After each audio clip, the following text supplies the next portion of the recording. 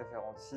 Bonsoir. Nous sommes toujours au Musée Fesch. C'est la deuxième édition de Un Standard, la deuxième capsule vidéo que vous inaugurez en seconde instance. Et vous avez choisi un tableau et qui connaît votre œuvre ne sera pas vraiment surpris, ou en tout cas, il y a des résonances et des échos avec votre parcours en tant que photographe, en tant qu'auteur, en tant qu'architecte. C'est le sacrifice d'Isaac, fils d'Abraham, peint par le maître hollandais Matthias Stomer, qui est un fidèle de Caravage, puisque c'est une caravagesque, une peinture caravagesque.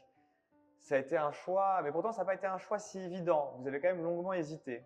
Oui, j'ai longuement hésité. D'abord, j'ai tenu absolument, comme vous avez fait cette proposition, que ce soit un caravagesque, parce que je connais bien la collection du Musée Fesch. Je suis venu ici pour la première fois au moment où Pierluigi Pizzi, le grand scénographe italien, avec qui j'avais eu la chance de travailler sur 2 opéras de Handel, de venir découvrir ses collections. Il ne collectionne que des tableaux du XVIIe et la galerie Fesch lui avait offert pour la première fois donc cette révélation de son patrimoine. Et je garde un souvenir ému de cette immense galerie avec des caravagesques partout. Évidemment, quand je suis revenu au Musée Fesch, je me disais quel tableau serait resté ou qui ferait écho à cette rencontre très forte des caravagesques. Et en me promenant cet après-midi dans les collections, celui-ci a attiré mon attention. Parce que qu'est-ce que le sacrifice d'Isaac? C'est le moment où donc Abraham est désigné par Dieu, on met sa foi à l'épreuve et on lui demande l'acte le plus terrible qui soit, c'est de sacrifier son propre fils à l'autel de la foi. Alors ici vous avez le bûcher, il y a le vêtement qu'on peut déjà associer au périsonium du Christ, souvent dans les œuvres caravagesques, enfin de cette époque, c'est-à-dire ce voile blanc, ce tissu blanc qui cache le sexe, mais qui en plus en fait la victime du sacrifié, enfin le signe du sacrifié, pardon. Et ensuite, vous avez, si vous connaissez le tableau, Caravage a imposé cette composition à tout son siècle. En l'occurrence, les paysages qu'à l'époque, on avait encore dans la peinture qui le précédait. Or, Caravage n'a pas encore aboli le fond. Caravage va ensuite mettre ses fonds noirs, ses fonds unis dans la période qui va suivre. Donc, on peut associer à une œuvre de jeunesse. Et puis, la composition est exactement la même.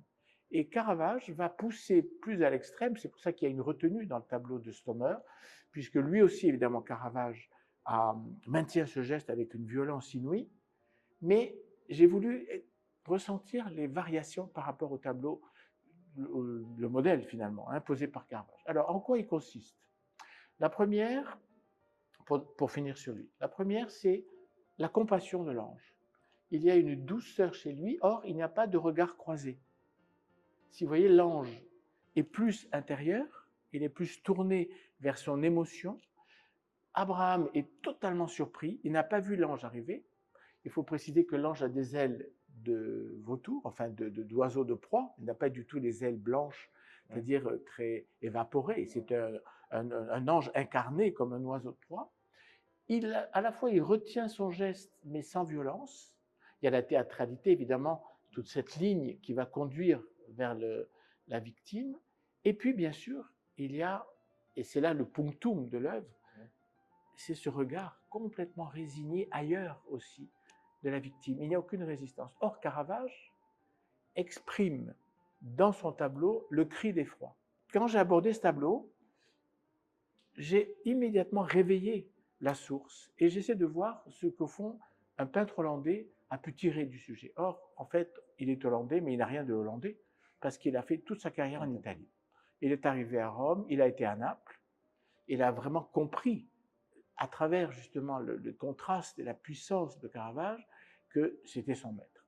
Et regardez, il est totalement ailleurs. Et il y a ce geste, à la fois il lui tire les cheveux, et ça c'est exactement le traitement du corps de l'Éros, le petit tableau qui lui aussi est au tableau des Offices à Florence. Les 2 tableaux sont à côté. Donc j'ai imaginé qu'en fait, Stomer était passé par Florence, peut-être à la galerie Pitti, le tableau était déjà là à l'époque, sait-on jamais, et qu'il ait vu et qu'il ait fait une fusion des 2 thèmes. Et pour finir, j'aimerais mettre l'accent sur un détail que je n'ai jamais vu dans aucun des tableaux du sacrifice, ce sont ces personnages en arrière-plan. Qui sont-ils? Ils ont un âne, ils attendent patiemment qu'au sommet de la montagne, on sacrifie le personnage. Et il y a là aussi une résignation, un silence, c'est une échappée. L'âne, l'animal évidemment qui fait allusion à l'entrée de Jérusalem, le Christ est sur un âne, avec le côté de la dérision. Donc au fond, il y a un mélange, la concentration du tableau évidemment conduit vers ce souffle ici, tourné vers... Enfin, pour moi, c'est un langage intérieur. Il entend la voix. L'ange n'est finalement un messager, bien sûr, mais c'est vraiment le message de Dieu qu'il entend dans ce temps suspendu, son geste arrêté, ce regard levé, cette barbe. Enfin, j'aime énormément tout ce jeu de regard triangulaire, mais personne ne se voit. Personne ne se voit. Merci, Ferranti, pour votre choix et votre lecture.